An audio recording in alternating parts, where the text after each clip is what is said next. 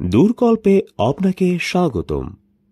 আজ আপনারা শুনবেন হেনরি স্লেজারের লেখা গল্প অবলম্বনে পালানো যার স্বভাবে নেই। গল্পটিকে রূপান্তর করেছেন সাহিবুর রাসুল। গল্পের কথক ও বিভিন্ন চরিত্রে আমি মুহিত থাকব পুরোটা সময় জুড়ে। তাহলে চলুন দেরি না করে শুরু করা যাক আজকের গল্প পালানো যার স্বভাবে নেই। যত সব আহামকের দল। রাগ নিয়ন্ত্রণ করতে পারলাম না। আমার সামনে থাকা কনস্টেবলের বিব্রত মুখ দেখে রাগের মাত্রাটা আরও বেড়ে গেল। প্রায় চিৎকার করে বললাম, গত সপ্তাহে অফিসে এসেছে এই কাগজটা, আর আমি কিনা আজ সকালে প্রথমবারের মতো দেখার সুযোগ পাচ্ছি। বলি, কাজ করার কি কোনো ইচ্ছে নেই তোমাদের? কনস্টেবল মুখখানা কাচুমাচু করে আমার দিকে তাকালো। তবে আমার হাতে থাকা কাগজটার দিকে তাকাতেই ওর চোখের কৌতূহল দেখতে পেলাম। রাগের সুরেই বললাম, এটা কিসের লিস্ট তাও বুঝি জানো না? মানে এক সপ্তাহ আগে আসলেও আজ পর্যন্ত খুলেও দেখনি। কনস্টেবল মাথা নিচু করে রাখল। বুঝলাম ঠিক আন্দাজি করেছে। তাতেই আমার মেজাজটা আরও খারাপ হতে লাগল। আমার হাতে থাকা কাগজটাতে গত সপ্তাহে জেলখানা থেকে ছাড়া পাওয়া কয়েদিদের লিস্ট। প্রতি সপ্তাহেই এইরকম একটা লিস্ট আসে আমার কাছে। আমি একটা নাম খুঁজি সেটাতে। আগে কোনোদিন দেখিনি সেই নামটা, তবে আজ সকালে দেখলাম আহমদ শিহাবের নাম। কনস্টেবলকে চলে যেতে বললাম। একটা সিগারেট ধরিয়ে অফিসের আলমারির ভিতর থেকে একটা ফাইল বের করলাম। এই ফাইলটা আহমদ শিহাবের। প্রথম পাতাতেই ওর বিবরণ দেওয়া। পড়তে লাগলাম। আহমেদ শিহাব, বয়স 34, অবিবাহিত, ঢাকা ইনভেস্টমেন্ট সার্ভিসের একজন নিম্নপদস্থ কর্মচারী। এতটুকু পড়েই থামলাম। এই ফাইলটার পুরোটাই আমার মুখস্থ। সত্যি বলতে এই আহমদ শিহাবের মতো শান্ত প্রকৃতির অপরাধী আমি জীবনে দুটো দেখিনি। জনসাধারণের জমা করা 20 লাখ টাকা হজম করে ও স্রেফ গ্যাট মেরে বসেছিল। কিন্তু এই লোক এখন আবার একজন স্বাধীন নাগরিক। গত সপ্তাহেই জেল থেকে ছাড়া পেয়েছে। সিগারেটে টান দিয়ে চোখটা বন্ধ করলাম। চোখের সামনে অতীতের দৃশ্যগুলো দেখতে পারলাম। সালটা তখন 2011। তখন আমি সাধারণ একজন ইন্সপেক্টর। আমার ভিতরে জীবনে উন্নতি করার জন্য একটা জেদ ছিল, তাই যে কোনো তদন্তে কাজ করার সুযোগ পেলেই আমি লাফিয়ে পড়তাম তদন্তে। একদিন ঢাকা ইনভেস্টমেন্ট সার্ভিসের টাকা লোপাটের ব্যাপারে তদন্ত করার জন্য আমাকে পাঠানো হলো। সুযোগটা লুফে নিলাম। কিন্তু আমার করার কিছুই ছিল না। আহমেদ শিহাবই আমার হয়ে যা করার সব করে দিল। শিহাব মানুষটা খুব মজার। বেটেখাটো চেহারা, মুখের গড়নটা ঠিক প্যাঁচার মতো। ওর দুই চোখে সবসময় একটা বিষাদের ছায়া জড়ানো। কলেজ পাশ করেই ঢাকা ইনভেস্টমেন্টে ঢুকেছিল।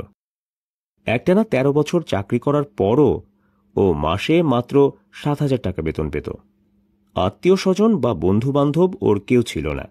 বিয়েও করেনি কোনোদিন। স্বভাবের শান্তশিষ্ট ও বিনয়ী এবং বেশ সাবধানী।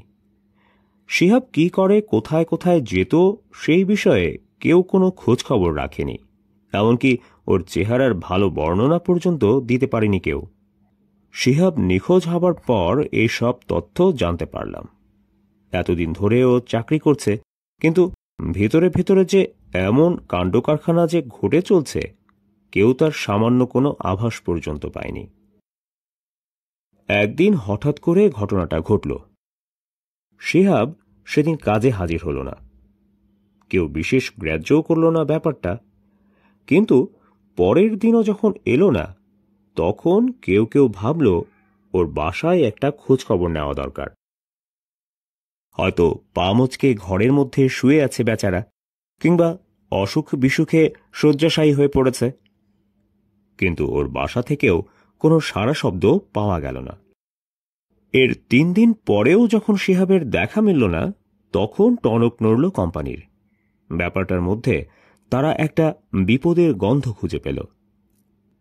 অবশেষে শিহাবের খাতাপত্র পরীক্ষা করে দেখার পর আসল রহস্যের হদিস পাওয়া গেল। তার জন্য অবশ্য অডিটরকে ডাক দিতে হল না। প্রায় 20 লক্ষ টাকার গড়মিল ধরা পড়ল শিহাবের হিসাবের রেকর্ড বইয়েই। ওর মতো শান্তশিষ্ট নিরীহ স্বভাবের লোক যে এমন একটা কীর্তি করতে পারে তা অফিসের কেউ কল্পনাও করতে পারেনি। ঢাকা ইনভেস্টমেন্ট সার্ভিস কর্তৃপক্ষ দিশেহারা হয়ে পুলিশে ডাক দিল। ডিপার্টমেন্ট থেকে তখন আমাকে পাঠানো হলো। আমি তদন্ত শুরু করলাম। যথারীতি শিহাবকে ওর বাড়িতে পাওয়া গেল না। সে যে কোথায় গেছে তা ওর বাড়িওয়ালাও ধারণা করতে পারল না। তবে শিহাবের জিনিসপত্র ওর ঘরেই পাওয়া গেল। আর পাওয়া গেল দেশ বিদেশের বিভিন্ন জায়গার ট্যুরিস্ট গাইড। শিহাব কিভাবে এতগুলো টাকা খরচ করবে তার পরিকল্পনাও নিশ্চয়ই অনেক আগে থেকেই ওকে ভাবতে হয়েছে। এই গাইডগুলো তারই নিদর্শন। এসব দেখে বুঝতে পারলাম ওকে খুঁজে বের করতে তেমন কষ্ট হবে না। সত্যি বলতে তদন্তের এই পর্যায়ে এসে মনে মনে খুশি হলাম। চাকরি জীবনের শুরুর দিকে এটা বেশ একটা বড় সাফল্য হিসেবে গণ্য হবে। তাই শিহাবকে আর কোনো সুযোগ দিব না বলে ঠিক করলাম। তবে ওকে খোঁজার অনুসন্ধান শুরু করার আগেই থানায় এসে শিহাব নিজে থেকেই ধরা দিল। আমি অবশ্য এতে তেমন অবাক হলাম না। নতুন অপরাধীরা অনেক সময় ভয় পেয়ে পুলিশের কাছে আত্মসমর্পণ করে। শিহাব কিন্তু ভয় পেয়ে ধরা দেয়নি। ওর শান্তশিষ্ট গোবেচারী স্বভাবেও কোনো পরিবর্তন আসেনি। কথাবার্তার মধ্যেও কোনো অসংলগ্নতার ছাপ ছিল না। শিহাব অকপটে স্বীকার করল টাকাটা সেই সরিয়েছে। এর ফলে ওর যা শাস্তি হয় তাও সে মাথা পেতে নেবে। ঘণ্টার পর ঘণ্টা ওকে জেরা করা হলো। ধীরস্থিরভাবে সব প্রশ্নেরই জবাব দিল, শুধু একটা ছাড়া। টাকাটা যে ও কোথায় লুকিয়েছে হাজার চেষ্টা করেও ওর পেট থেকে সেই কথাটা বের করা গেল না। নিজের এই অপরাধের জন্য জেল খাটতেও প্রস্তুত, কিন্তু টাকার ব্যাপারে কিছুতেই মুখ খুলবে না। আমি নিজের তরফ থেকে চেষ্টার কোনো ত্রুটি রাখিনি। আইনসঙ্গতভাবে যা যা করা সম্ভব তার সবই করেছিলাম। ওকে বুঝিয়েছিলাম যে 10-15 বছরের জেল হতে পারে, কিন্তু টাকাটা যদি ফেরত দেয় তবে শাস্তিটা অনেক হালকা হয়ে যাবে। এমনকি কোম্পানির তরফ থেকেও ওর পক্ষে সুপারিশ করা হবে। আমি নিজে ওকে সেই বিষয়ে প্রতিশ্রুতি দিয়েছিলাম। কিন্তু ওকে ওর সিদ্ধান্ত থেকে এক চুলও নড়ানো যায়নি। শিহাব বলেছিল টাকাটা গায়েব করে হাওয়া হয়ে যাব বলে নাকি শুরুতে ভেবেছিল। পরে ভেবে দেখল এভাবে ফেরারি আসামি হয়ে জীবন কাটানো ওর পক্ষে সম্ভব না, কারণ পালিয়ে বেড়ানো ওর স্বভাব নয়। তাই অনেক ভেবে চিনতে শেষমেশ পুলিশের কাছে ধরা দিয়েছে। তবে টাকাটা নিয়ে ও কি করেছে সেটা কাউকে জানাবে না। এই জন্য ওর যেই শাস্তিই হোক না কেন ও কোনো পরোয়া করে না। আদালতে মামলা খুব দ্রুত নিষ্পত্তি হয়ে গেল। ও নিজের দোষ স্বীকার করল এবং 16 বছরের জন্য সশ্রম কারাদণ্ড দেওয়া হল। ওর মতলবটা আমি কিন্তু ঠিকই ধরতে পেরেছিলাম। শুধু আমি কেন, প্রত্যেকেই তা বুঝতে পেরেছিল। ওটা হচ্ছে এক ধরনের বিনিয়োগ। ও ওর জীবনের 15টা বছর এবং এই 15টা বছরের স্বাধীনতা বিনিময় করছিল শুধুমাত্র জেল থেকে বেরিয়ে বড়লোক হবার আশায়। ওর স্বভাব চরিত্র এমন যে বন্দিঘরে জীবনযাপন করতে ওর পক্ষে খুব অসুবিধা হবার কথা না, বরং বাস্তবিকভাবেই ও ছিল একজন আদর্শ কয়েদি। কখনো কোনো গোলমালের মধ্যে থাকত না। জেলের প্রতিটা নিয়মকানুনই সে নিখুঁতভাবে মেনে চলত। তাই শেষ পর্যন্ত ওকে লাইব্রেরির কাজে নিয়োগ করা হলো। কাজের পর বাকি সময়টা ও বই পড়েই কাটাত, বেশিরভাগই ভ্রমণ বিষয়ক বই। ওর আচরণের জন্য ওর শাস্তির মেয়াদও 2 বছর মওকুফ করা হলো। সিগারেটের অবশিষ্ট টুকরোটা অ্যাস্ট্রের মধ্যে রেখে আরেকটা সিগারেট ধরাবো কিনা ভাবলাম। আহমেদ শিহাবের ছাড়া পাওয়া যে গোটা ব্যাপারটাকে আরও ঘোলা বানিয়ে ফেলবে তাতে কোনো সন্দেহ নেই। চুরির অপরাধে জেল খাটলেও চোরাই মালের উপরে কিন্তু ওর কোনো আইনসঙ্গত অধিকার জন্মাবে না, সে কথা ওকে আগেও বুঝিয়েছি, কিন্তু সে আমাকে কর্ণপাত করেনি। আমার ধারণা এখন সে টাকাটা উদ্ধার করতে চাইবে, কিন্তু তার আগেই ওকে ধরতে হবে, টাকাটা উদ্ধার করতে হবে। পুরনো ডায়েরিতে আহমেদ শিহাবের স্থায়ী ঠিকানাটা জোগাড় করে নিলাম। তারপর সেদিন বিকালে ওর বাসার উপস্থিত হলাম। দরজায় নক দিতেই শিহাব দরজাটা খুলে দিল। ওর পরনে খুবই সাদামাটা পোশাক। আমি অবাক হয়ে দেখলাম গত 14 বছরেও ওর চেহারায় তেমন কোনো পরিবর্তন হয়নি, শুধু মুখের উপর কয়েকটা মাত্র আঁকিবুকি রেখা ফুটে উঠেছে। মাথার চুলে ধূসরতা নেমে এসেছে, চুলগুলোও আগের চেয়ে পাতলা হয়ে গেছে। আমি ডিআইজি রাকিব, আশা করি আমাকে ভুলে যাননি। আমার প্রশ্নে শিহাবের শান্ত কাপা কাপা কণ্ঠ ভেসে আসলো। অবশ্যই না, আসুন, দয়া করে ভিতরে আসুন। ধন্যবাদ। আগেরবার যখন আমাদের দেখা হয়েছিল তখন আমি সামান্য ইন্সপেক্টর ছিলাম। কথাটা বলেই আমি রুমের ভিতরে জানালার কাঁচ বরাবর একটা চেয়ারে বসলাম। ঘাড় ঘুরিয়ে চারপাশটা দেখে নিলাম।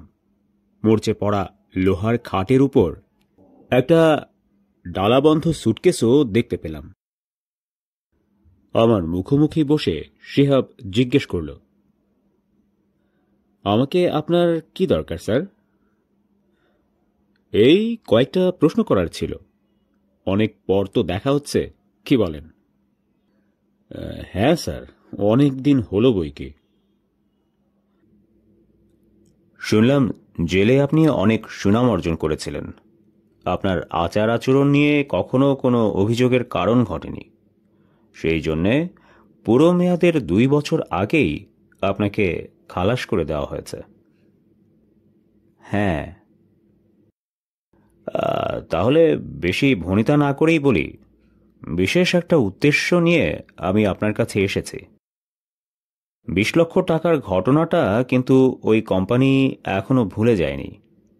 আপনি 14 বছর জেল খেটেছেন বলে যে টাকাটার উপর আপনার হক জন্মেছে, ভুলেও সে কথা ভাববেন না। শিহাব কোনো উত্তর দিল না। আমার মুখোমুখি জানালার পাশে থাকা অন্য চেয়ারে বসে সে বাইরের অসীম আকাশের দিকে তাকালো। অনেক দূরে ট্রেনের ডাক শোনা যাচ্ছে। আমি আবার জোর করে বললাম, দেখুন মিস্টার শিহাব, লুকানোর কিছু নেই। আপনার আসল মতলবটা আমরা সবাই জানি। আপনার ধারণা জেল কেটেছেন বলেই চুরি করার টাকাটা আপনার হয়ে গেছে। তবে আইন তা বলে না। আপনি যাতে আপনার মতলবটা কাজে পরিণত করতে না পারেন সেদিকে নজর রাখাও আমার অন্যতম কর্তব্য বলে মনে করি। শিহাব কিছু বলতে গিয়েও মুখ খুলল না। কিছুক্ষণ পর বাইরে আবার দৃষ্টি দিয়ে শান্ত কণ্ঠে বলল, আপনার ধারণাটা ভুল স্যার। মানে? হ্যাঁ, আমার সম্পর্কে আপনি যা ধারণা করছেন তা সবই ভুল। শুধু আপনি নয়, সকলেই তাই ভাবে। তবে তারাও ভুল ভাবে। টাকাটা আমি চুরি করেছিলাম কারণ আমার অর্থের খুবই প্রয়োজন ছিল। ছোটবেলা থেকেই আমি পৃথিবী ভ্রমণের স্বপ্ন দেখতাম। এই একটিমাত্র স্বপ্ন নিয়ে দিনরাত বিভোর হয়ে থাকতাম। তবে তার জন্য প্রচুর অর্থের দরকার। তাই যখন দেখলাম অতি সহজেই অনেকগুলো টাকা গায়েব করে দিতে পারি, তখন সে লোভ আমি সামলাতে পারিনি। কিন্তু চুরি করার পর বুঝতে পারলাম, পুলিশি পরিভাষায় যাকে জাত অপরাধী বলে, আমি মোটেও সে দলের নই। একটু থেমে দম নিল শিহাব। তারপর বলল, বাকি জীবনটা ফেরারি আসামির মতো পালিয়ে পালিয়ে বেড়াবো। প্রতিটা মুহূর্ত আমি অজানা বিপদের আশঙ্কায় ভয়ে ভয়ে কাটাব, এই চিন্তাটা আমি বরদাস্ত করতে পারলাম না। প্রথমে অবশ্য ভেবেছিলাম জেল থেকে বেরোনোর পর টাকাটা নিয়ে অন্য কোথাও হাওয়া হয়ে যাব, কিন্তু ভেবে দেখলাম সেটাও তো পালিয়ে বেড়ানোই হবে।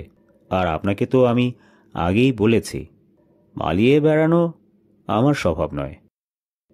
জীবনটা যদি স্বাধীনভাবে উপভোগই করতে না পারলাম, তবে আর ওই টাকার মূল্য কি?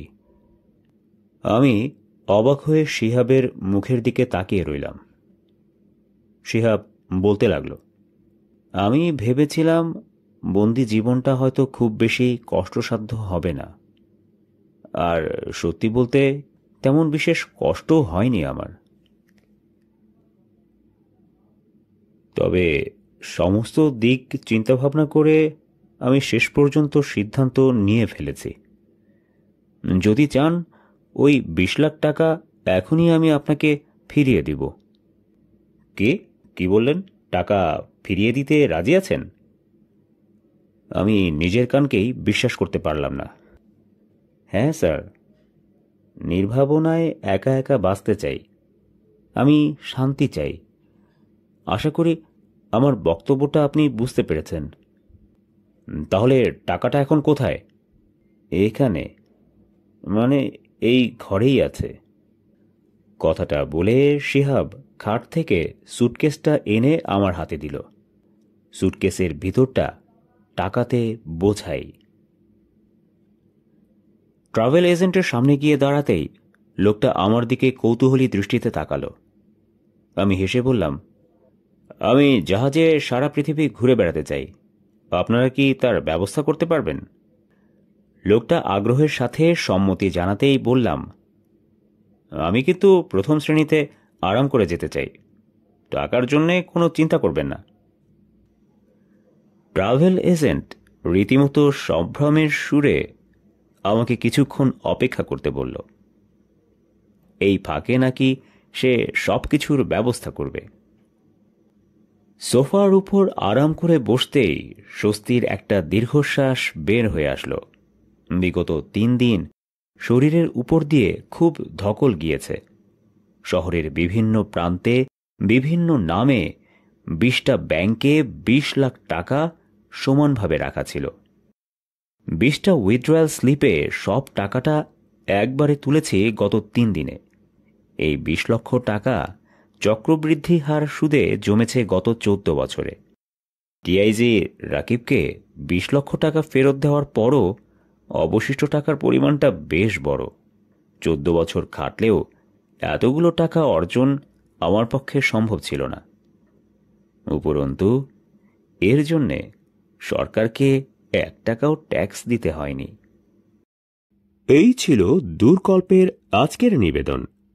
শীঘ্রই ফিরছি আরেকটা ভিন্ন স্বাদের গল্প নিয়ে। ততদিন পর্যন্ত সবাই ভালো থাকবেন, দূরকল্পের সাথেই থাকবেন।